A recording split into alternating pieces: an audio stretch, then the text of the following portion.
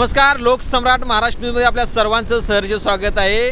आज आपण आहोत कोयना धरणाच्या पायथ्याशी आणि आज कोयना धरणातून 6 वक्र दरवाजे खोलण्यात आलेले आहेत। या 6 वक्र दरवाजातून 10,000 क्युसेस पाण्याचा विसर्ग कोयना नदी पात्रात करण्यात आलेला आहे।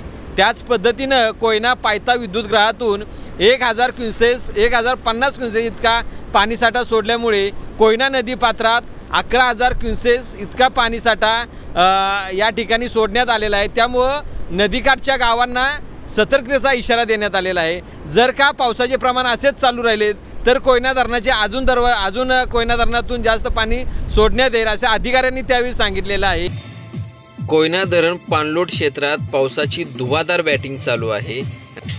सध्या स्थितीमध्ये सांडव्यावरून 10,000 क्युसेस विसर्ग चालू आहे। तथापि पाणलोट क्षेत्रामध्ये मुसळधार पाऊस चालू असल्याने कोयना धरण पाणलोट क्षेत्रामध्ये पाण्याची आवक वाढत आहे।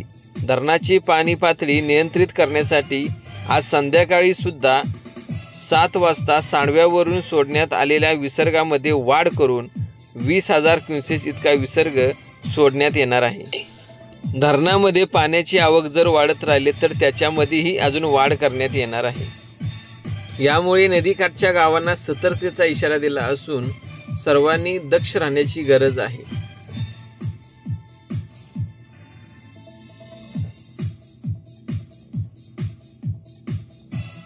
अशाच काही अपडेट्ससाठी पाहत राहा लोकसम्राट महाराष्ट्र न्यूज। लाईक करा, सबस्क्राईब करा आणि बेल आयकॉनवर क्लिक करा।